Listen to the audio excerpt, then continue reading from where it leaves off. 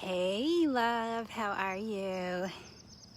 It's been a little bit. I've been away and I just want to show you all the beautiful growth that's happening at the garden, right? Give you a little update. So, as you can see, there are all kinds of fun tomato plants and marigolds, right? Because you're supposed to plant marigolds with tomatoes. We've got some herbs coming in. Whoops. Over here. Right, we've got like parsley and all the fun things. We also have some seeds that apparently just hung out dormant, taking their time, doing their thing, and that's okay. We all process through different seasons of life, right? And some of us sprout a little sooner than others. That's okay. And then look at all of this happening here. Right? That was one of the zucchini plots.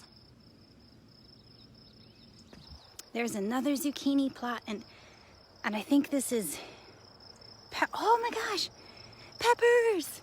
Look at this!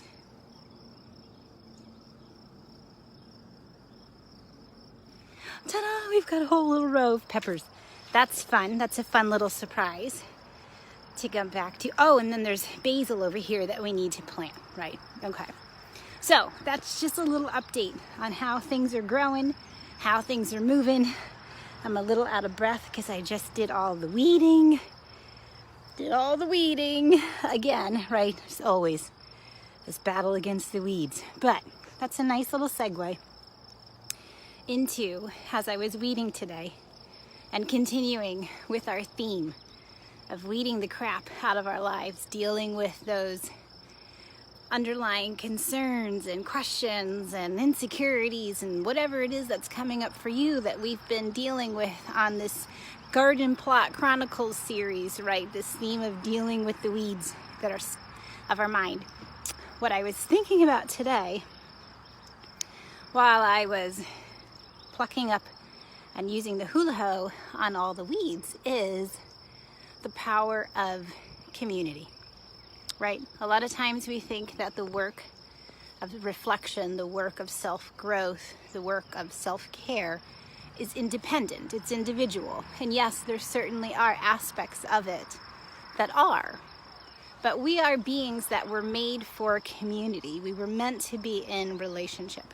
And the work of owning our shit, the work of rewiring these negative loops that we have in our mind, this work of intentional reflection so that we can uncover those limiting beliefs, those negative loop cycles that are present, is better aided when we're doing this with someone, right? Someone who we trust, someone who can ask questions, someone who's there to support and to encourage and help to reflect. And so finding that person in your life who can be that and who can speak those positive things into you and hold space for you and honor your process, right? And so that's what I was thinking about while I was weeding today, is the fact that I have a partner in this plot. I have someone here who is present and who is doing the work with me. I'm not shouldering it alone. If I was, I'd be really screwed, right? This would look drastically different than what I would still be fighting off the weeds, right? So anyway, not gonna go there. So the positive is that in working in partnership with someone, I have a friend who's committed to this work with me, right? We're in it together.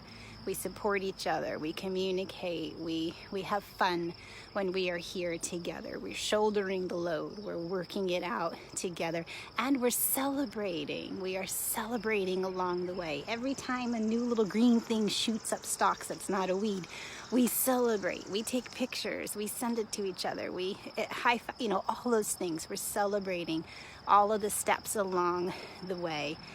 And the hard work is so much easier to maintain when you're doing it with someone who is there to support and to encourage. And so as you are on your own personal process, of self-reflection for the purpose of deeper self-awareness, self-improvement, growing, changing, evolving.